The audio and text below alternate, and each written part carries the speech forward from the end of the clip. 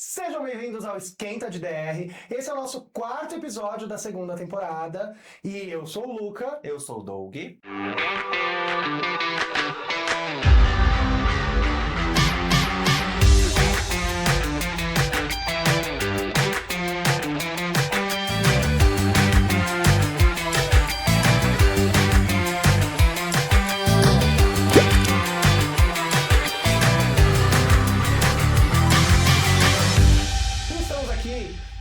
Com uma profissão, com pessoas, com uma energia, com uma luz, que eu acho que é uma Muito coisa... especiais. É uma coisa... Não ia falar isso. Eu acho que é uma coisa muito de vida, né? Na minha cabeça, eu acho que é uma coisa sobre escolha de vida, sobre estar realmente dentro do que assim, dentro do que faz e tudo mais. É uma entrega diferenciada, né? É uma relação com profissão que a gente sabe que não é muito valorizada no nosso país, né? A educação como um todo não é muito valorizada no nosso país. Então, a pessoa que escolhe, que se entrega, ela é realmente uma pessoa diferenciada e por isso que a gente quer falar com duas professoras aqui com a gente. Bem-vindas. A gente quer, por favor, que vocês se apresentem. Falar um pouquinho aí da formação de vocês. Hoje vai ser um papo bem legal, focado principalmente na profissão. Antes disso, fiquem à vontade com as bebidinhas de vocês. Então, se apresentem pra gente. Tá, vamos lá então. Bom, sou Cibele, eu sou professora de arte já há um bom tempo. E você quer que eu fale o quê? Como que tudo começou? Pode ser um pouco dessa escolha, acho que é legal. Na verdade, assim, essa escolha não foi bem uma escolha, foi uma consequência. Se eu contar pra vocês vão dar risada, porque eu acabei me tornando professora por, sei lá, acaso do destino, né? Eu era tão, assim, quando eu fui fazer inscrição para vestibular, na verdade, assim, eu queria estudar arte, isso eu tinha certeza absoluta na minha vida, né? Um dia, quando eu era pequena, eu tinha 8 anos de idade, passei em frente à Faculdade de Belas Artes de São Paulo com meu pai, ali, né? E eu vi aquele prédio, eu falei, meu Deus. Falei, pai, o que é isso aqui? Ele falou assim, a Faculdade de Belas Artes. Aquilo foi, assim, música para os meus ouvidos, né? E eu cresci com essa ideia de estudar lá. Eu queria fazer arte, mas eu queria estudar lá, naquele prédio. E assim foi, né? Chegou na época do vestibular, eu fui lá, fiz a inscrição, eu falei, vou estudar arte aqui. Só que eu era assim, tão tapadinha na cabeça, não tinha tido nenhuma orientação, nem nada disso. E eu cheguei lá para fazer a inscrição, eu perguntei para a moça, eu falei assim, qual que é a diferença, né? Ela falou assim, tem bacharelado e licenciatura. Eu falei, qual que é a diferença? Ela falou assim, é fácil, né? No bacharelado você vai escolher, ou você faz escultura, ou você faz pintura, ou você faz desenho. Na licenciatura você vai aprender tudo. Eu falei, é esse que eu quero. É esse que eu quero, né? Fiz a inscrição. Nas primeiras semanas de aula, o professor vira assim, por que vocês estão se formando professores? Eu falei, o quê? Eu falei assim, eu vou ser professora? Eu falei assim, eu não tô sabendo. E aí, mamãe já tava, e aí eu fui, né? E amei, me apaixonei. Era o que eu quis, assim, eu sempre... estive ligada à arte de uma forma ou de outra, né? E aí foi. E até hoje dou aula e até hoje eu sou apaixonada por arte e por essa profissão. Que legal. Que lindo, que lindo. Legal.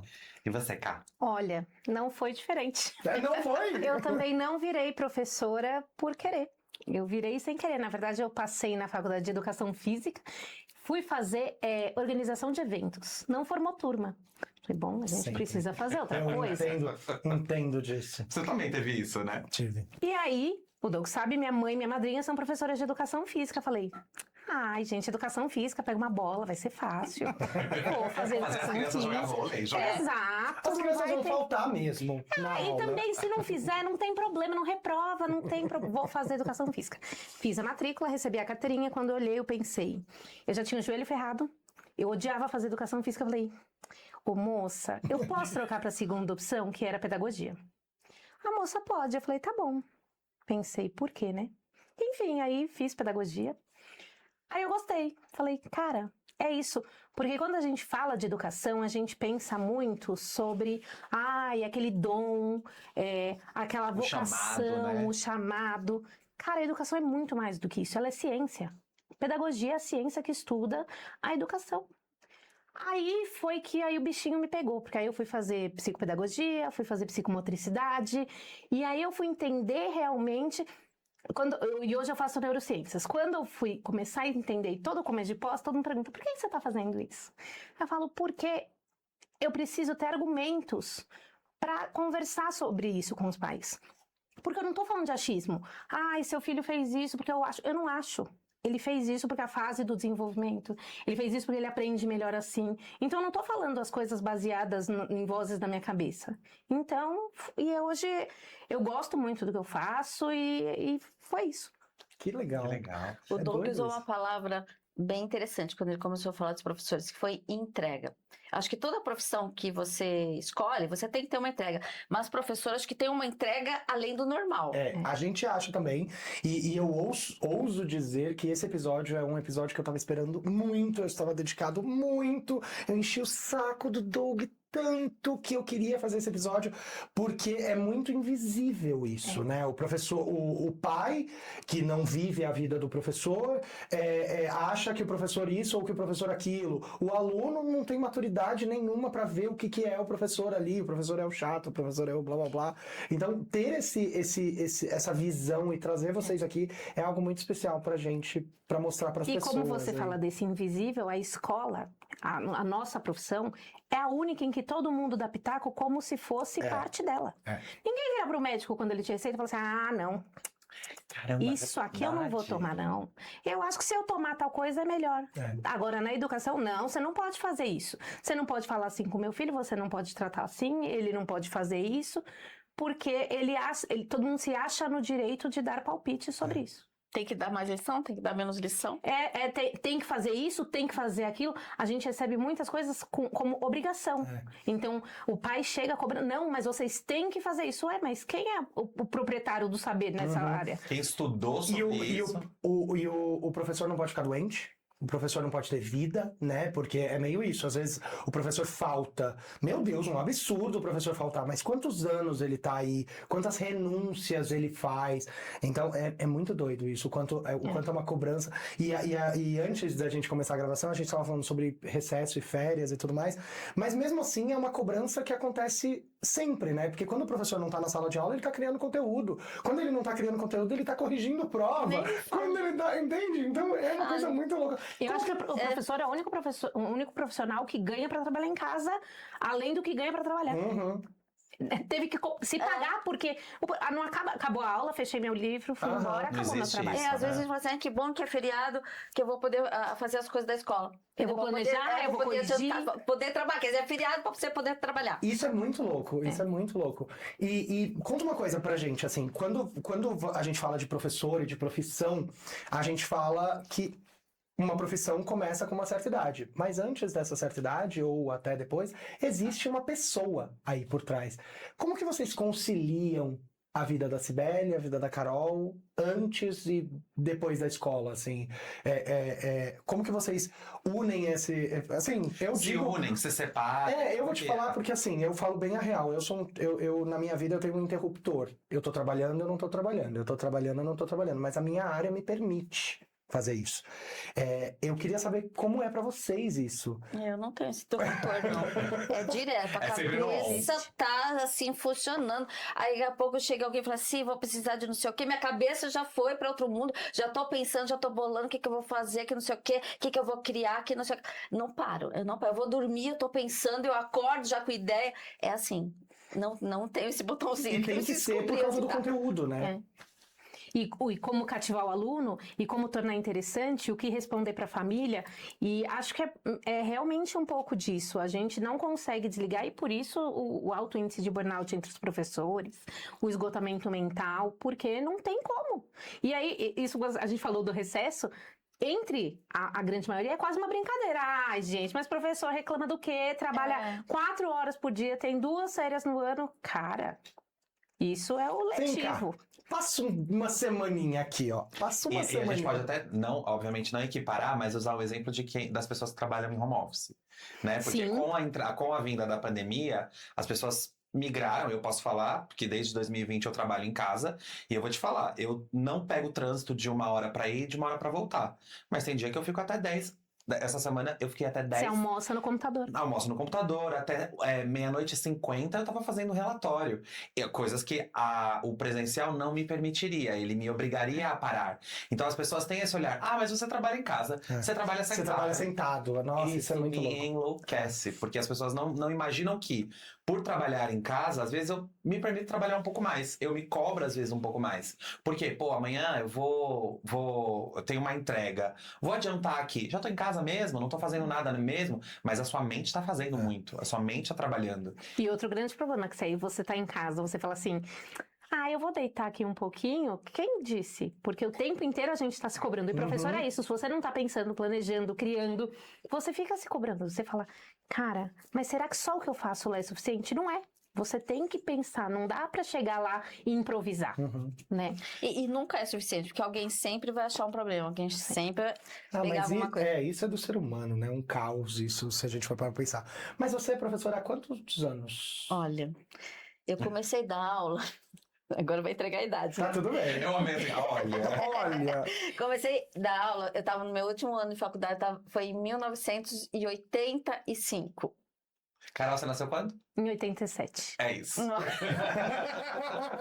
E você dá aula desde quando? Desde 2008. 8. Então, E contem uma coisa pra mim. Temos aí uma questão geracional. O que mudou desde que você começou a dar aula pra agora e o que mudou desde que você começou a dar aula pra agora? Por exemplo, o que a gente consegue dizer dentro da sala de aula? De comportamento. De pessoas. Olha, mudou muita coisa, mas assim, não dá para especificar uma coisa, porque é muito diferente a realidade. Porque eu já dei aula assim, em escolas diferentes, em épocas diferentes, e cada escola era uma realidade diferente, e cada escola a mudança era diferente.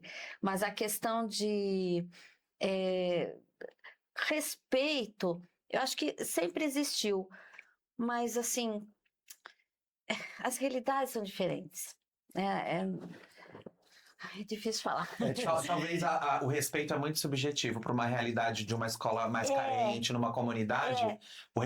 O nível de respeito é outro. Às vezes eles acham que ali talvez eles estejam respeitando, e na verdade quando você acaba, querendo ou não, comparando com uma escola, um colégio que fica em um outro bairro, que tem uma outra realidade. Até um respaldo profissional, né? Talvez.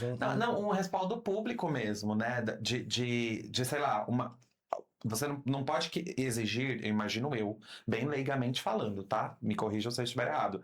Mas você não pode exigir que uma criança que mora na periferia, que não tem saneamento básico, se comporte na escola da mesma forma que uma escola na classe... numa classe média, numa classe A, porque são aprendizados diferentes e aí eu imagino que comportamentos sejam diferentes também. Mas você sabe que eu estava falando do respeito, mas não era exatamente esse respeito da criança ou do adolescente com relação a gente, mas é o respeito da profissão na sociedade, da profissão com os coordenadores, diretores, com o pessoal da escola, com os pais dos alunos. Uma hierarquia, por Exatamente. exemplo. Tá. Eu acho que antes era mais respeitado. o professor era visto de uma determinada forma, claro que respeitando as determinadas realidades das escolas, mas hoje em dia eu acho que o professor é meio banalizado, sabe?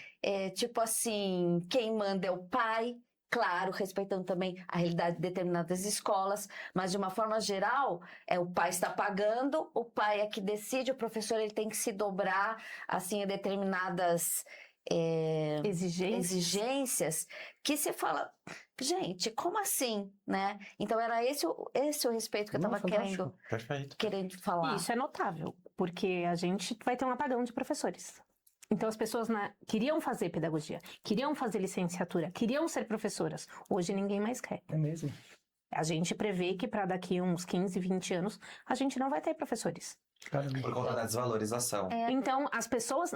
Se o próprio aluno desvaloriza o professor, ele vai terminar a faculdade, vai terminar o colégio e vai falar, vou ser professor. Não há uma inspiração, por exemplo, né? Não há. Que triste, né? Que triste. Eu achei também. Eu achava que era complicado, mas achei que... Muitas crianças acabam, talvez, se descobrindo que nem a Carol e a própria Sibeli se descobriram numa fase adulta. Mas eu imagino que você olhar para aquele adulto que te ensina e não te traz uma inspiração... Mas a criança pequena traz. Eu tenho muitos alunos pequenos que falam, eu quero ser professora. A gente fez uma atividade... O problema é a adolescência, né? Eu acho que o problema é o que a cultura vai mostrando para essa criança ao longo da vida. A criança pequena não tem o discernimento, né? Então a vida vai mostrando para ela que talvez não seja isso. Os pais vão mostrando. O pai chega em casa falando mal da escola, como que a criança vai ter uma relação legal? Exatamente. Da forma que o pai trata o professor, é o retrato que ele mostra pro filho. Exato. E aí é isso que o filho vai trazer pra gente também. Ele não vai almejar ser tratado da forma que ele escuta em casa. Sem dúvida, sem dúvida. Eu acho que eu nunca tinha pensado por esse lado, Nossa, tá? Nunca. Mas tem exceções também, que a gente tá falando. Tem alguns alunos que, ao decorrer de todo esse tempo, que me fizeram perceber o quanto que a nossa profissão é importante, o quanto que a gente influencia, o quanto que a gente pode mudar a vida daquela pessoa. Porque durante todo esse tempo, né, você dá aula, tal, as crianças crescem, ficam adultos e depois elas nos procuram. Vários alunos já me procuraram, um especial, que foi assim, o que me deu esse start, né, tipo, nossa senhora, que era um aluno assim, que ele era aquele aluno que não sobressai, que fica na sala, não é o bagunceiro, mas também não é aquele que é mais próximo da gente. Eu achava até que ele nem gostava muito de mim, que não gostava muito das aulas, porque ele, né, era quietinho, ficava ali na dele e tal. Muitos anos depois, ele me procurou no Instagram e tal, me achou, começou a me seguir, eu também, né, acompanhava as postagens dele, até o dia que ele me mandou uma mensagem me agradecendo, falando tanto que eu tinha ajudado e influenciado a vida dele adulta agora. Que se ele estava tendo coragem de fazer aquelas postagens, ele estava fazendo, tocando violão, cantando e tal, que era graças às minhas aulas, né? O tanto que eu tinha influenciado para ele ser a pessoa que ele é. Eu falei, meu Deus, né? Falei assim, eu achava que ele nem gostava da minha aula, né? E eu fiz essa transformação na vida dele que ele estava me falando. E hoje em dia ele é design gráfico. Vira e mexe, ele pega uma foto minha, faz um desenho, manda de presente para mim. Eu amo isso, eu amo, né? E depois dele vieram outros alunos também. Mas esse em especial que me deu esse start, eu falei, meu Deus, como é importante aquilo que a gente fala e faz numa sala de aula, que pode mudar a cabeça de um adolescente, de uma criança, né? Quanta responsabilidade que a gente tem que ter. E essa responsabilidade não é vista, não é valorizada. Eu vou te falar de novo, né? Eu sempre fui apaixonado por relações e relacionamentos. E essa coisa do invisível do professor é uma coisa que me pega, porque a gente precisa pôr uma luz nisso. Precisa pôr uma luz que o professor é um ser humano. Que é aquilo, né? Eu acho que todo mundo, quando vai crescendo e chama a mãe de chata, o pai de chato, o professor de chato, aí vai vendo que assim, não é que ele era chato, é que era isso, é que precisava chegar nesse lugar. Você vai tendo uma consciência maior. E o professor não tem esse tempo. Essa é uma das coisas que mais me incomoda no meu dia a dia. Porque o pai e a mãe, caramba, chega lá nos 18, 20 anos, o pai e a mãe conhecem seu namorado, sua namorada, sua família nova, vê você na profissão. O professor não teve esse tempo. O professor te deu tchau ali no 8º ano, no 9º ano, no 3º colegial, e foi embora. Você não consegue voltar lá e falar, te entendi agora. Então é muito lindo isso que você falou. Ele voltou, depois de anos, ele foi lá e falou, eu tô aqui, eu respeito. Muito lindo. Mas é pensar na sua vida, quantos professores te inspiraram? Quando a gente fecha o olho e fala assim, putz, escola. Claro, veio muito gatilho, porque a gente viveu numa década um pouco, né, difícil. Mas você vai lembrar de alguém que te inspirou, você vai lembrar de alguém que transformou, ou ações que você faz hoje que são graças a essa pessoa.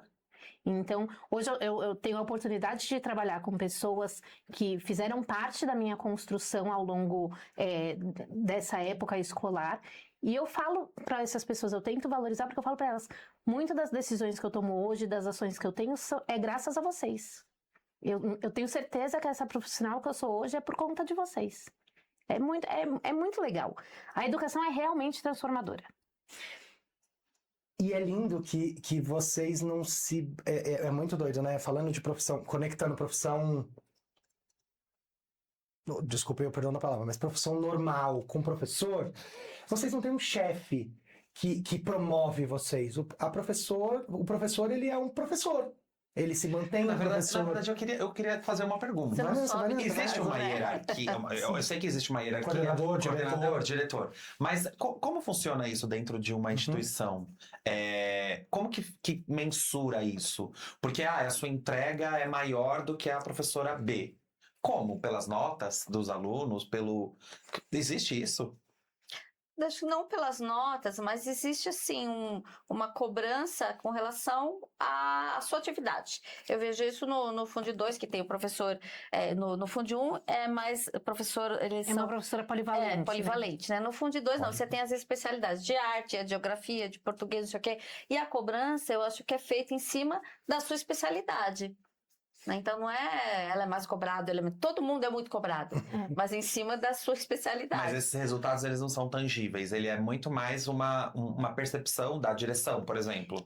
No meu caso, são bem tangíveis, porque como professor de arte, né, aquela parte de... visual, né? É visual, então é bem tangível, né? Então, essa hierarquia, na verdade, é porque você é professor, você está numa área da escola, você está na área educacional, pedagógica. Para você passar para direção, para coordenação, você sai de lá e vai para gestão. Então, você vai olhar com outros olhos. Então, tem professores que nunca quiseram ir, nunca almejaram essa subida de cargo, porque é uma subida que você sai do seu eixo. Você sempre vai ter o olhar pedagógico, porque é o que move a escola. Só que você muda. Então, tem professor que não quer essa mudança, porque ele quer essa interação com o aluno. Ele não quer pensar nas burocracias. Então, é diferente. Então, todo professor pode ser coordenador, pode ser diretor? Talvez não, porque você para de lidar com o que você foi formado para ser, né? Que é o aluno, que é a interação, e você vai cuidar de outras coisas.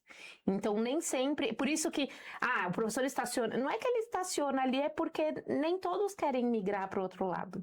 Então, normalmente a frase de coordenador é: dormi professora, acordei coordenadora. Entendi. Não se forma para isso, porque é o outro lado. Você vai começar a pensar já na rede pública diferente. É um concurso. Certo. Então, coordenador é um cargo, ele não é uma profissão. Então, o professor presta um concurso dentro da rede pública para atuar como coordenador. E a qualquer momento ele pode voltar a ser professor. Então existe uma escalada, né, na rede pública. Existe E é só para quem quer, porque não são todos que querem. Entendi. É diferente. Não é igual uma empresa que você vai almejando a subida, meio isso, assim, ela isso não é linear. E é isso que eu acho que é muito doido, que os leigos, a gente pode colocar quase uma linha de leigos pro lado de cá, que a gente coloca talvez como sucesso, né? Que é aquilo, caramba, eu comecei como estagiário Hoje e hoje eu sou um superintendente. E o professor não, o professor é um professor, ele vai continuar sendo professor, ano que vem ele é um professor. Mas isso não significa que ele não tenha tido sucesso. Exato. E é por isso que pra gente, de fora, a gente olha e fala isso quase como uma... Como foi a palavra que você usou? De vocação, sabe? Como se fosse uma vocação. Porque tem que querer muito estar nesse lugar. E uma coisa muito doida pra mim, que eu já pensei muito em ser professor, e como você falou, inclusive, de pessoas que me inspiram, a primeira e melhor pessoa que me inspirou na minha vida está na minha frente. Então, a Cibele esteve comigo desde que eu me descobri ser quem eu era. Então, assim, eu sou completamente apaixonado por ela. E a recíproca é verdadeira. E é muito doido, porque eu queria ser professor também. Eu achava muito legal. Só que eu olhava e falava assim, mas aí todo ano eu vou fazer a mesma coisa? Sabe? Porque entra aluno, sai aluno, você muda uma coisa ali, mas você tem umas obrigações de currículo, de né? currículo, daquele ano. A matemática vai ser aquela matemática. E eu olhava pra essa situação e falava, Deus me livre. que isso, gente? Sabe? E aí depois até fui atacar de dar aula em cursos pontuais e tal, e foi muito legal. Eu acho que eu adoraria ser professor se como vocês trouxeram, e bem real, eu adoraria ser professor se isso fosse valorizado, porque eu acho que para você entrar numa sala de aula saindo do mundo real, você tem que ter muito peito. Tem que ter muito peito. Então essa é uma das coisas que eu elogio e agradeço e enalteço todos os professores que eu conheço. Tem que ter peito para ser professor.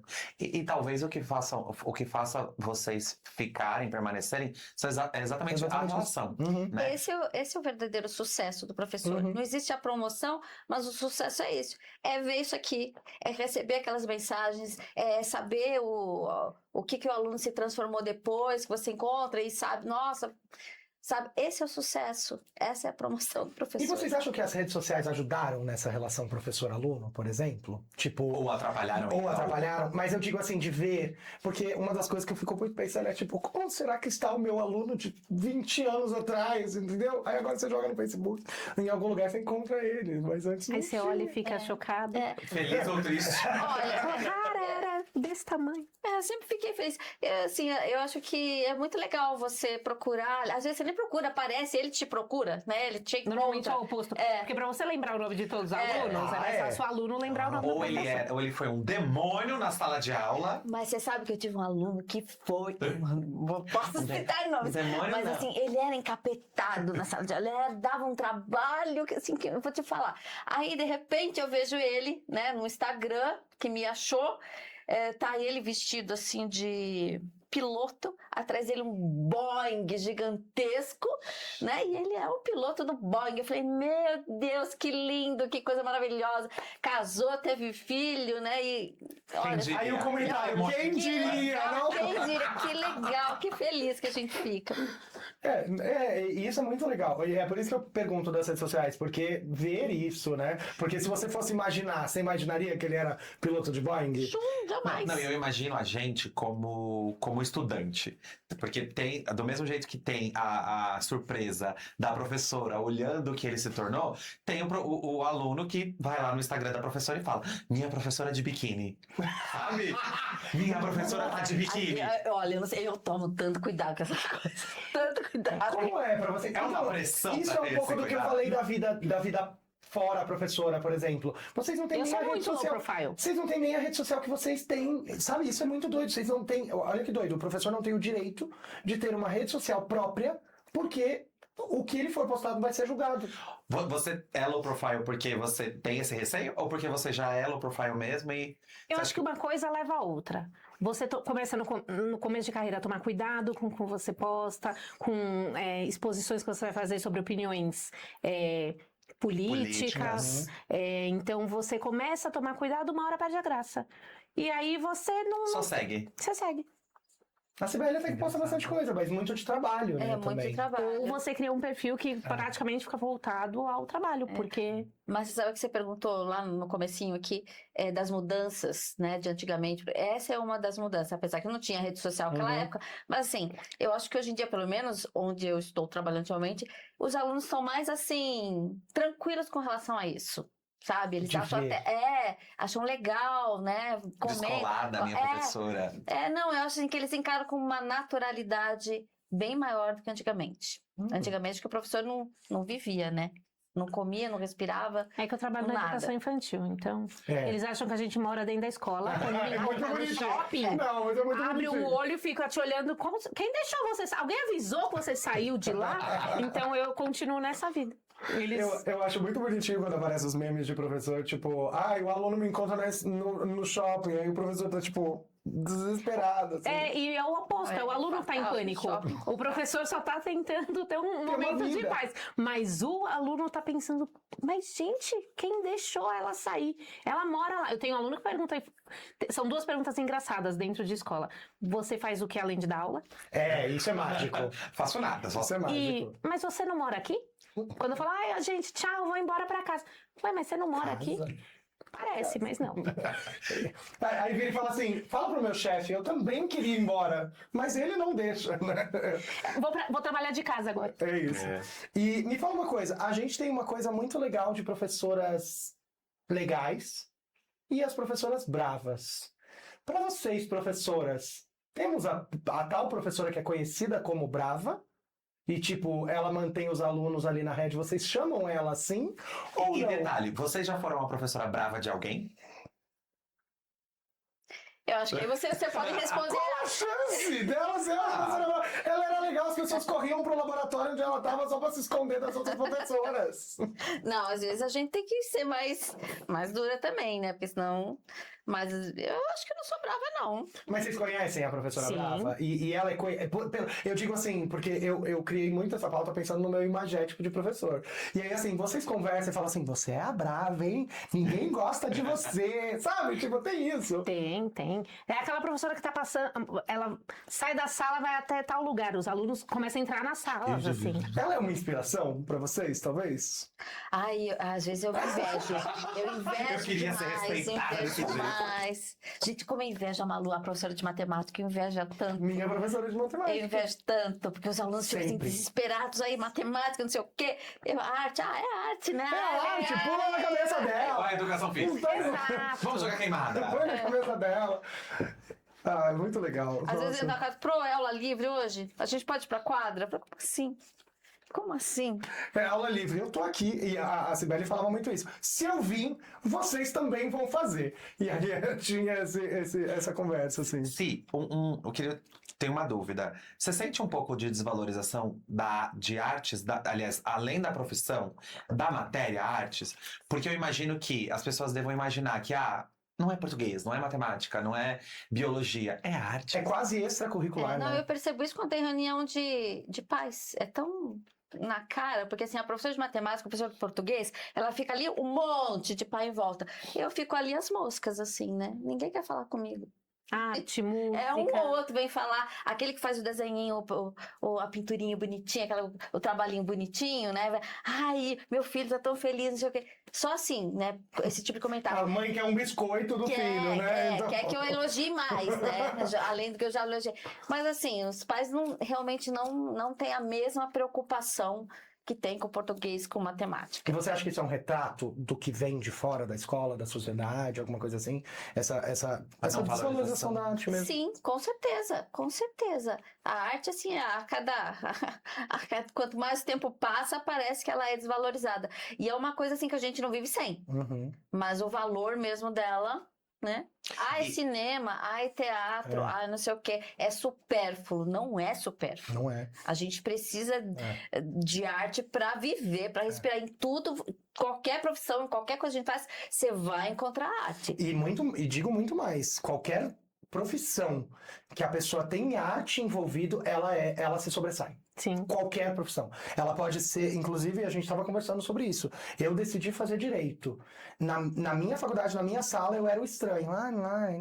Ele é artístico. E aí, por exemplo, nas apresentações, cara, me dá um texto, em 5 minutos eu consigo falar isso aqui como se eu não fosse ninguém. Até aquele meme da menina do senhor juiz, e daí que 5 pessoas viram meu cliente matando? Eu mesma não vi. Eu posso trazer 50 pessoas que não viram.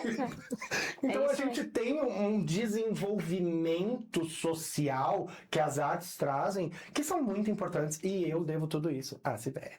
Porque foi sempre será a minha inspiração da vida. E você saber se colocar, saber se posicionar, né? Não vai ser com português, com matemática. Aliás, acho que sim, que todo professor tem um pouco essa função, mas a arte mais ainda. E ela não é vista como tão importante, quanto tão essencial quanto português e matemática. Não desvalorizando português e matemática, nem pelo amor de um Deus, pouco. que é extremamente que são necessário e lugares importante. diferentes e parece que as pessoas não veem Não É um esses vem. todo- lugares um todo que diferentes. é Acho que nada traz um olhar crítico maior do que todo esse lado da arte. Seja professora de música, seja professora específica de arte, lugares que tem separado.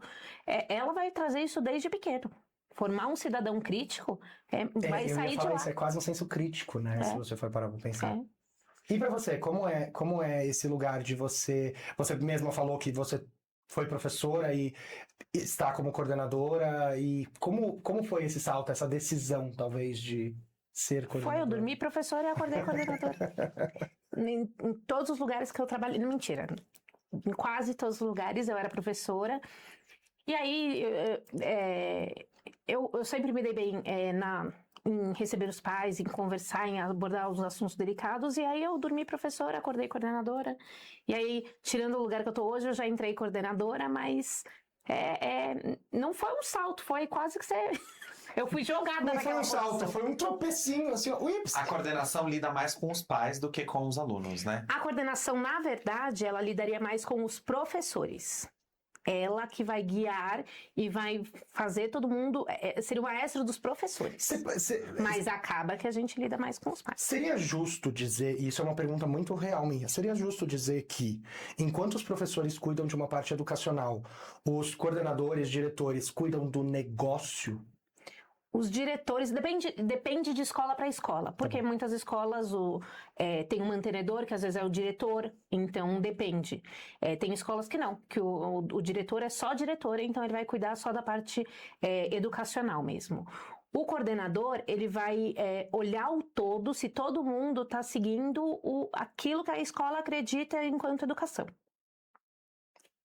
Se ele não for, por exemplo, tem coordenador que é o dono da escola, filho do dono, então... E aí ele muda o que ele quer. Aí ele vai olhar para o foco realmente de gestão, não só da gestão educacional, da gestão do negócio. É o negócio. Então varia. Na rede pública ele já não vai ter esse olhar nenhum. Então ele vai ter que gerir a verba que entra, ou se eu vou investir para fazer um evento aqui, se eu vou fazer lá. Então ele vai cuidar do negócio, mas pensando na parte educacional também. Entendi. Na rede particular, todos seguem uma mesma metodologia, vamos dizer assim. Na PUB, não? Não? Tem um MEC? Porque eu sei MEC é da faculdade, Não, né? o BNCC. Todo mundo segue a BNCC, que é a Base BNCC. Nacional Comum Curricular. Mas Todo mundo metodologia, independente. cada um tem. Tem escola que é super conteudista, tem escola que é mais voltada para as artes, tem escolas que são Mas dentro da Waldorf, escola, todos os professores precisam seguir a metodologia da escola. da escola. É. Então, os professores não têm muita liberdade de... acredito que funcione melhor assim. Não, se ele está naquela escola, ele precisa seguir. Ou não, ele tem essa liberdade. Depende de como é a gestão, se é uma gestão Então, mais democrática ou não. Por isso que eu pergunto do negócio, porque é muito isso. Se cada objetivo é feito, oi, você chegou na minha companhia, meu objetivo é esse. Siga isso. E aí vai indo por esse lugar. Eu achava que era uma coisa meio MEC, de tipo, assim, claro, deve ter essa coisa de gerar uma pontuação até o fim do ano, para a escola ser boa ou não ser boa, mas como rola? Quem cuida da avaliação do negócio? Por exemplo, do desempenho dos alunos? Do desempenho, exato. Para Aí é o dizer se a coordenador. escola vale a pena ou não vale a pena, se a escola ganha uma nota ou não ganha uma nota. Aí hoje as notas vêm em relação ao Enem, né? Então, o desempenho dos alunos no Enem. Por área e tal. Aí se faz o ranking a das escolas. Entendi. Então, É muito louco, porque eu não manjo de nada disso. E eu manjo de muita coisa nessa vida, mas eu não manjo de nada. então a escola não pode ir lá e se autonomear. Tem escola que faz, mas... O melhor hambúrguer de São Paulo. Eu adoro. Segundo quem? Eu falo isso. Segundo eu. Eu que falo isso. O dono. Quando tem o melhor hambúrguer de São Paulo, eu olho e falo assim, segundo quem? Eu sou o mestre em falar Então, isso. as escolas para venda, elas usam esse ranking do Enem. Tivemos tantos alunos com nota máxima no Enem. Tá bom, entendi. E aí eu queria levar para um lugar um pouco mais triste. A gente já falou um pouco sobre isso, mas eu queria falar um pouquinho mais, que é, todos os anos entra uma turma e sai uma turma. Como se prepara para isso, gente? A gente não se prepara, né? A gente se depara com isso. Aquilo que você estava falando antes, que para a mãe, nenhum filho você não Favorito. gosta mais de um filho do que do outro, mas eles não são iguais. É a mesma coisa os alunos. Eles não são iguais. Você não pode ter predileção, gostar mais de um, a gente gosta de todos. Mas você tem afinidade mais com alguns, do mesmo jeito que o aluno, às vezes, tem mais afinidade com o professor do que com outro professor, isso é normal. E quando eles vão embora, dá aquela tristeza, fala, nossa, que saudade, fulano, que saudade, não sei o quê, né? Mas aí já vem outra turma para cobrir esse lugar também, e aí eles voltam para matar saudades, que é o que a gente ama, né? Rever esses alunos, né? E matar essa saudade. Mas deixa um buraco, sim. Deixa um buraco. Antigamente, muito mais. Hoje em dia, como tem rede social, você consegue acompanhar, consegue saber um pouco dele, consegue, às vezes, conversar, né? Bater um papo, às vezes. E é muito bom. Mas é sempre assim. Sai um, outro já tá preenchendo aquele vazio ali. Mas todos são especiais. Todos deixam a sua marquinha ali. Sim. Que lindo. Bonito, né? É isso, professor, ele vive a síndrome do ninho vazio todo ano. Ninho vazio, Outra coisa que eu não lidaria, tá? Eu não conseguiria Eu também. não lidaria com Eu me isso. apegaria. O começo é muito Eu difícil. não lidaria. Até você entender mais da profissão e aí o permitir que eles vão. É muito Eu difícil. imagino. É muito difícil. Imagina, nós trabalhamos em extremos opostos. A stalker, né? Essa daqui é a professora do meu filho. Ela tá me seguindo, ela tá fazendo academia junto comigo, ela tá... Imagina. Mas é isso. Pensa, a gente lá da educação infantil não quer deixar os pequenininhos crescerem. Eles não querem deixar que eles vão embora, porque é literalmente embora da escola, porque a gente ainda passa um tempão encontrando. Mas dói. Dói porque... Não, mas esse tempão pode ser até pior, porque às vezes é melhor você estar ali 4 anos quando ele já é grande, que ele já chega causando, do que quando ele é menininho. E você fala assim, por exemplo, eu agarrava na perna da Cibele. Eu cabia aqui, ó. Eu cabia aqui.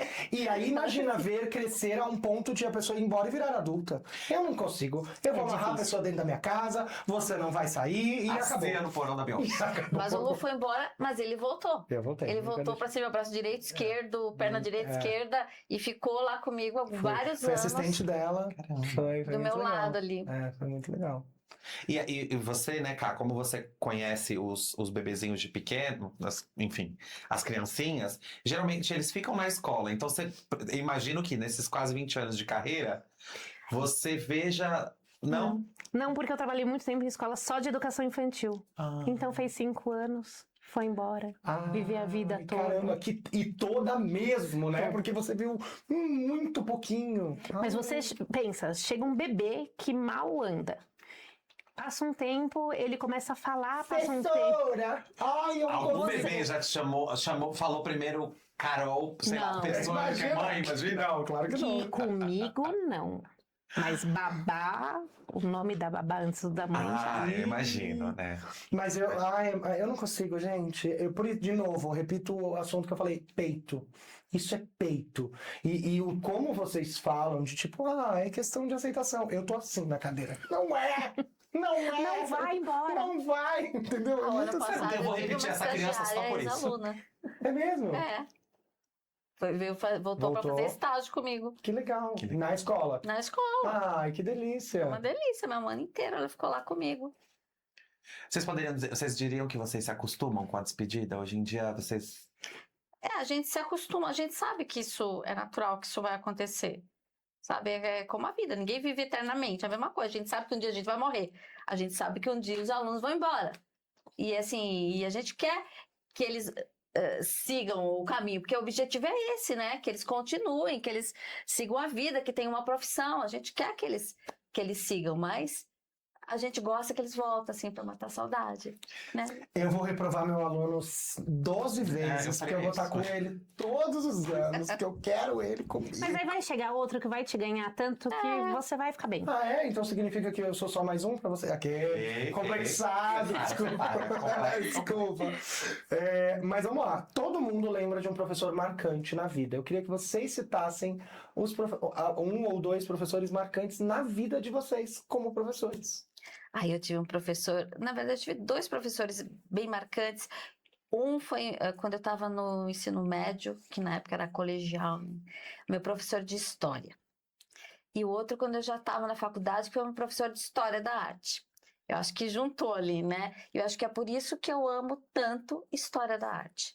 Que é uma coisa assim, que eu faço questão de continuar ensinando para os meus alunos, apesar de ser como se fosse, tem a apostila que a gente segue, né, apostila de arte, mas é fora a apostila, então eu corro ali assim para conseguir não perder esse conteúdo de história da arte, porque eu acho que essa minha paixão por esses 2 professores que me fizeram gostar tanto assim de história e história da arte.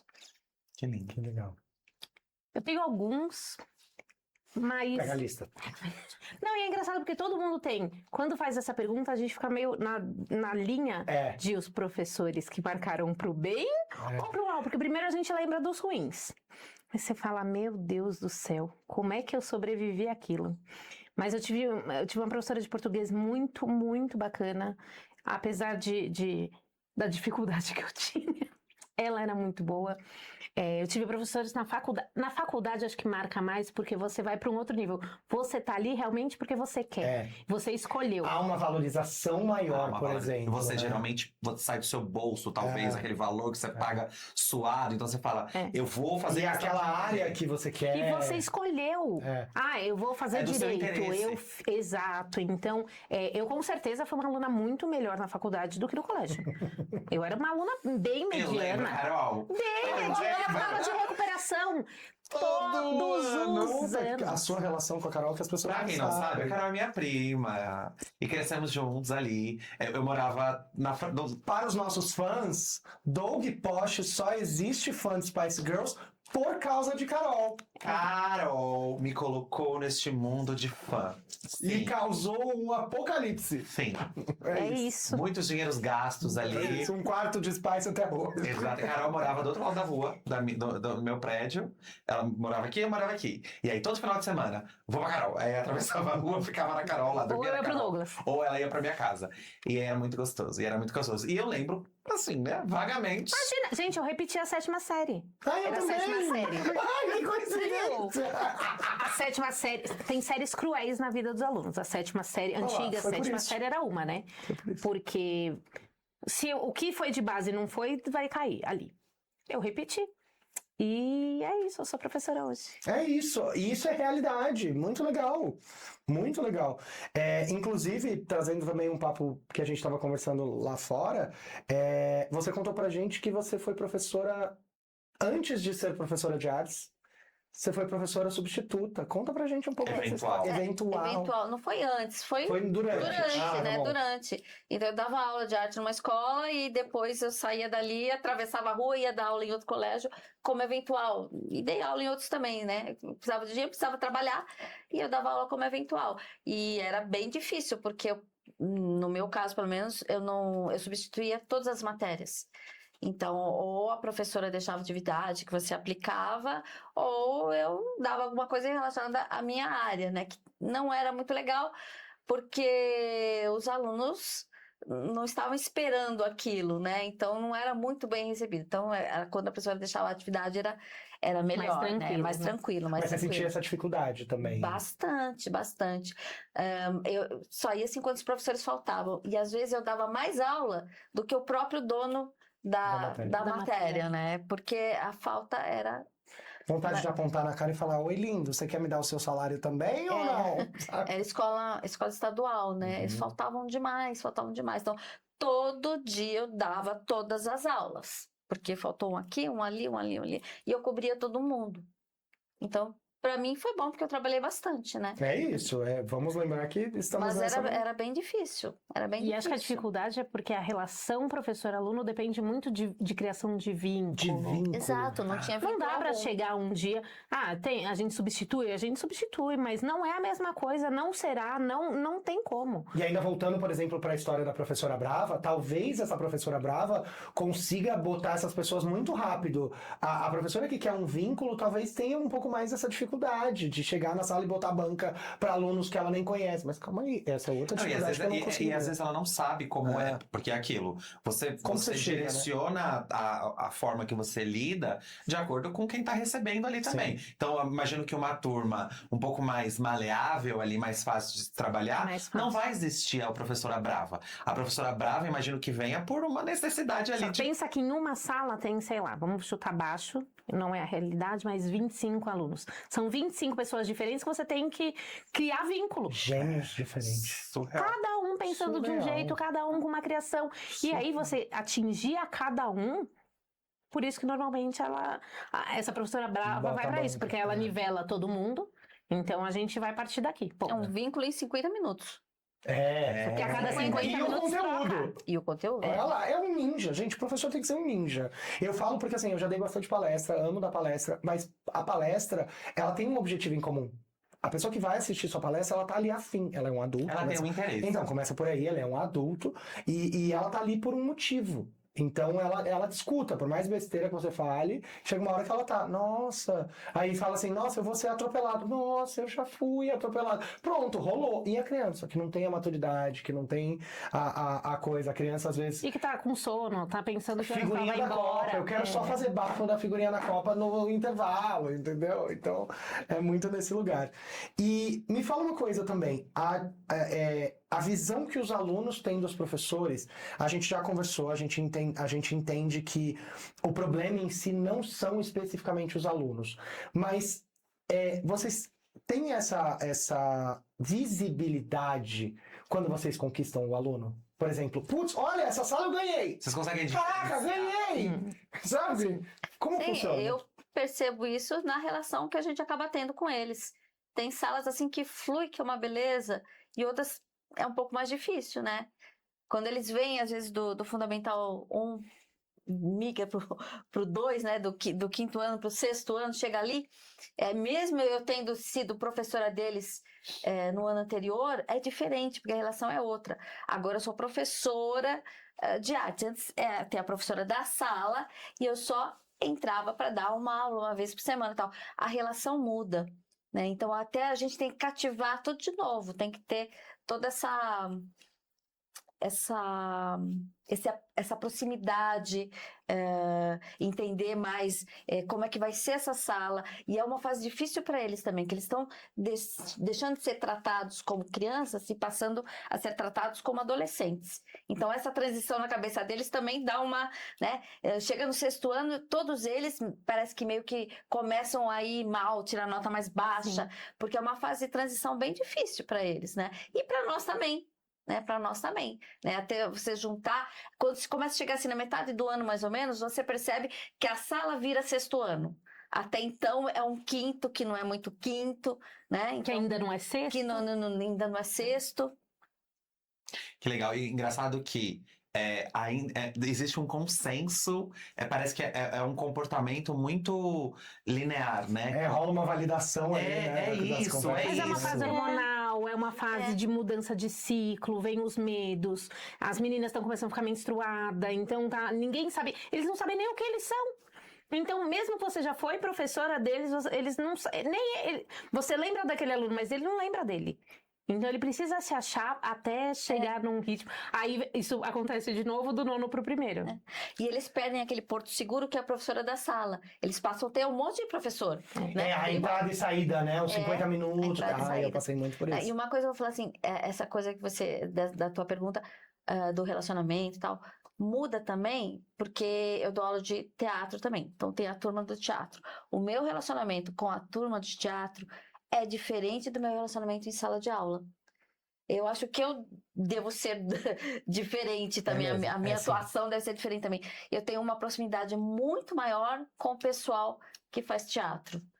Porque eles escolhem estar ali, Porque né? eles escolhem, e o tipo de aula que a gente dá é uma coisa que trabalha muito mais a relação do que na sala de aula. Na sala de aula a gente não tem esse tempo para trabalhar essa relação tanto quanto a gente tem na aula de teatro. Fantástico. Que incrível. E como é a relação com os pais? Podemos fechar por aqui? Ela é difícil. Ela não é fácil. Tem algum momento que os pais, vocês trabalham em escola particular, eles confundem um pouco a professora aliás, eles mesmos e os próprios filhos como clientes? Eu estou pagando, eu sou o cliente, eu quero que seja assim. Às vezes a relação fica mais difícil com o pai do que com a criança. Como que Normalmente fica mais difícil com o pai. Infelizmente tem alguns pais que confundem sim. E quem segura mais essa bronca é a coordenadora, né? Acaba sobrando mais para a coordenadora. Eu tive uma aula na faculdade com uma eu era aluna e uma aluna virou pro professor: você tem que fazer o que eu tô falando porque eu pago o seu salário. Cara, a professora... Na faculdade de pedagogia. Pois é. Enfim. Moça. Mas o professor deu uma resposta tão boa que me marcou. Ele fez assim: não paga a sua mensalidade um mês. Vamos ver se mexe no meu salário. Quem paga o meu salário é o mantenedor. Você repaga a faculdade. E aí eu comecei a diferenciar essa ideia desse cliente ou não, né? É claro que em escolas particulares tem esse posto em que o pai e o aluno, ele é um cliente, mas ele é cliente do quê? Do serviço, não do professor. Da entrega completa, né? A portaria, a abertura, a limpeza, luz, a lousa, exato. o giz. Fantástico. Já teve alguma situação que vocês tiveram que, sei lá, entrar muito. Que vocês perceberam, eu imagino que várias, né? Situações que vocês perceberam que o pai era o responsável pelo comportamento ali da criança, e vocês conseguem entrar nessa questão de criação. Não sei, né? Imagino que como pedagoga, você fale, olha, eu tenho esse Ô pai, conhecimento. para por aqui, pai. Vamos lá, vamos conversar. Como que é a recepção desse pai, ouvindo de um estranho? Que ele tá errado. Que ele tá... Não fala esse termo. Depois do vídeo dessa semana, colocar a mão o filho na mão de um estranho, Sim. aí É mesmo. a gente nem precisa abordar isso agora. Sim. Porque... Ok. Mas de um desconhecido que, assim, de um profissional. De uma pessoa que eu não escolhi, Isso. vamos chamar assim. Pronto, melhor. Como é pra vocês? Vocês não podem dar carteirada, cara, no cara? Às Isso- vezes, assim, você não entende aquelas questões daquele aluno, você fala, por que isso? Por que aquilo? Quando você conhece o pai ou a mãe, você fala, agora eu entendi. Agora eu tô entendendo por que que ele tem essas atitudes. Você vê de onde vem, né? E esse é o problema maior. Aí que eu falo assim, acaba sobrando sempre para coordenação, né? Ter esse jogo de cintura para poder conversar com essas pessoas, tentar explicar essa situação, né? Para que entenda, né? Que não é bem daquele jeito que ele está falando, né? Bem daquele jeito que ele está pensando. Isso é complicado, é uma situação complicada. Sobra para a coordenação falar com os pais, porque sobra para o professor desconstruir aquilo. E esse trabalho é duro. Então pensa, a criança chega com uma convicção. E a criança tem que querer, né? Preconceito. A criança tem que querer Não, e isso também. E não adianta ele escutar um discurso na escola, chegar em casa e escutar outro discurso. Ele vai reproduzir na escola. E aí, para você, professor, desconstruir o que ele traz? E muitas vezes o discurso do próprio aluno, quando chega em casa, é outro também, que não é a realidade que aconteceu na escola. Uhum. Também tem isso. Talvez ele faz uma intersecção daquilo e É porque pega a o que- criança sempre fala, a criança não, qualquer pessoa, ela fala a partir do ponto de vista dela. O que ela sentiu, não o que aconteceu necessariamente. Exato. né? Então, muita gente fala, a criança mente, criança pequena mente, criança adolescente mente. Tem coisas que são distorções da realidade, isso é uma mentira.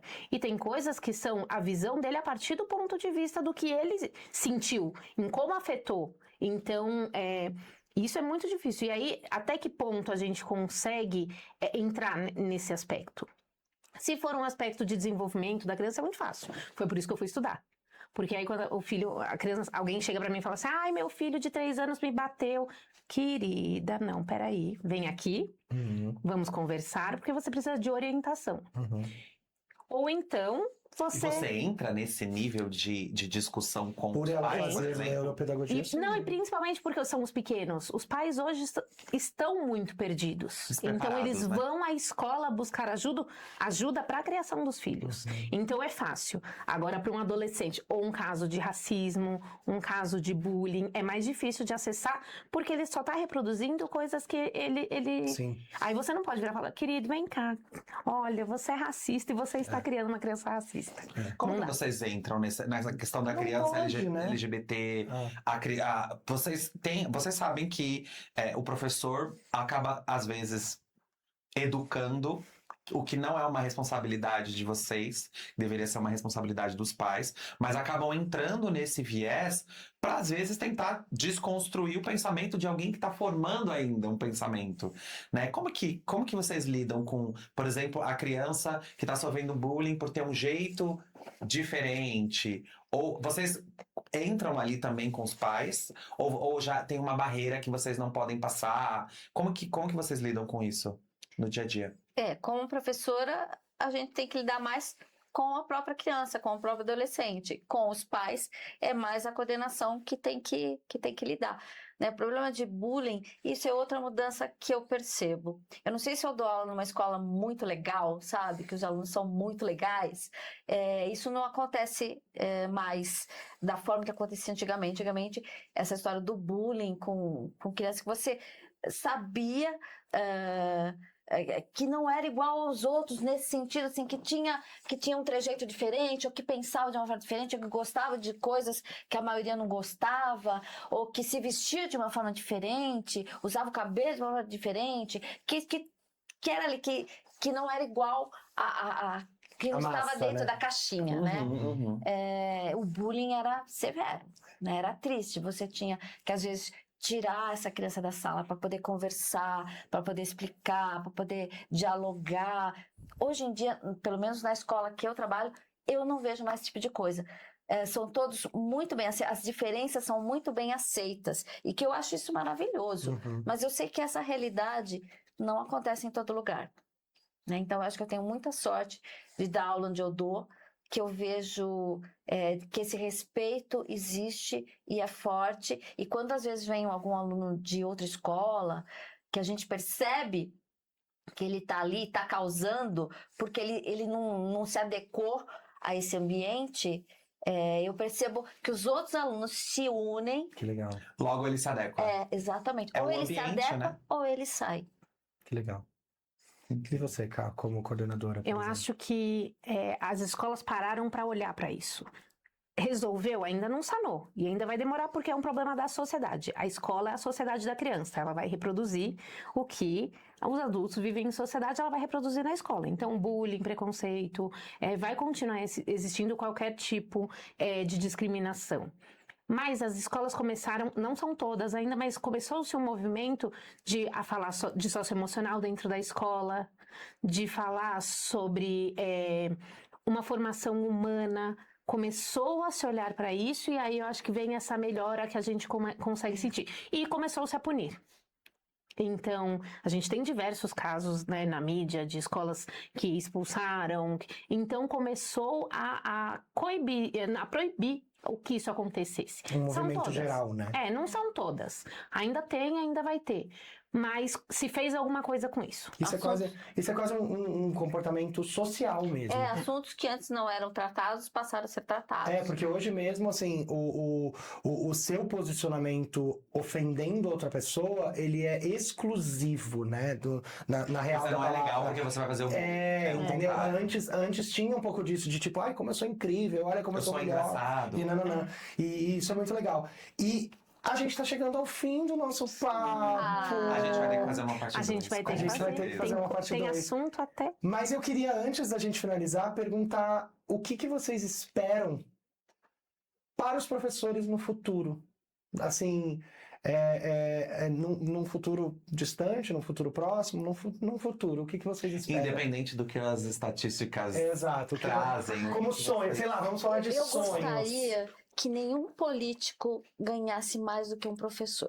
Sem dúvida. Gostaria muito. Eu acho que quando isso acontecer, Vai as ter o coisas respeito. as coisas vão mudar bastante. Porque o professor sofre, né? E E você, ainda é mal Carla? remunerado. Ainda é mal remunerado. Esse pensamento utópico, acho que não tem. É quase utópico, né? Porque a gente sabe que. Mas eu disse sonhos, então exato, vamos... esse é o sonho de vamos. todo professor. Mas hoje, se me falarem, era que lembrassem e entendessem quem é o especialista da área. Vamos voltar lá para o começo. Que pelo menos, tanto a direção, porque às vezes a gente tem diretor que nem é da área pedagógica, é licenciatura, mas não é talvez tão dentro da área. Ou mantenedor, que só é o dono, que só está preocupado com a gestão da escola, com dinheiro. E o pai olhasse e falasse, cara, quem tem que dar palpite nisso não sou eu, é ele. Se a gente fizesse uma valorização de conceito, que não tivesse um político falando no século XXI, em 2026, sobre homeschooling, Sim. a gente ia conseguir parar e pensar, e aí a gente chegaria nisso. Porque isso seria a consequência. Porque aí seria valorizado. Quando a profissão em si fosse valorizada como essência, o pagamento seria é isso. Eu tenho que pagar porque, cara, olha quem ele é. Uhum. Incrível. E se vocês pudessem deixar uma mensagem, uma única mensagem, para todos os alunos que já passaram pela vida de vocês, Que bonitinho. o que vocês diriam? E por favor, diga para esse aluno. Eu vou falar assim, que para todos os alunos, assim, que todas as broncas que eu dei, todos os puxões de orelha, entre aspas, né, que todos esses momentos, assim, que a gente tem que se exaltar um pouquinho em sala de aula, que tudo isso foi feito pensando assim no melhor para vocês, que tudo isso foi feito com muito amor, que sempre, sempre, sempre todos os alunos que passaram pela nossa vida deixaram a sua marca e vão ser sempre muito bem-vindos na nossa vida, mesmo depois de adultos, que o amor que a gente sente por cada um deles é indescritível. Todos eles nos ensinam muitas coisas. Muito obrigada para todos vocês. Que lindo. Olha o olhinho brilhando, você viu? Eu adorei. Mas é. Eu adorei. Sua vez, Cá. Eu acho que eu diria que eu acho que não tem quem acredite mais em você do que o seu professor. Então, acredite também em você. E é clichê isso, mas é verdade. lindo. Vocês deixam pedaços de vocês e levam pedaços da gente. Então, sigam, persistam no caminho, que vai valer a pena. Que lindo! Ai, que lindo! Um fechamento lindo. A gente queria muito agradecer a presença de vocês. Foi, assim, melhor do que eu podia imaginar esse episódio. Geralmente a gente traz assuntos que a gente até domina um pouco mais, né? Sobre relacionamentos que a gente mesmo desenvolveu na nossa vida. E aí, ter esse olhar que remete tanto ao que a gente viveu e que a gente nem imaginava o que a gente viveu, eu mesmo. Não tenho uma Cibele na minha vida, mas eu tive professores que também me inspiraram e esse momento me fez pensar um pouquinho neles. A gente estava até falando, agora há pouco, o Luca falou, você não teve nenhum professor que... E eu não me lembrava. E aí, conforme a gente foi conversando, eu lembrei do Vicente, que era meu professor de matemática, eu lembrei da Fátima, que era professora de inglês. Exatamente porque as histórias de vocês... E o sentimento. E o sentimento que vocês trouxeram me remeteram a lembranças muito gostosas. Eu era muito bom em matemática, então eu adorava vocês. E esse foi o Esquenta de DR, diferente do que vocês conhecem normalmente, mas seguindo sempre o mesmo lugar, que é... Agregar relacionamentos. A gente quer agradecer muito a presença de vocês, novamente. E... Partiu balada!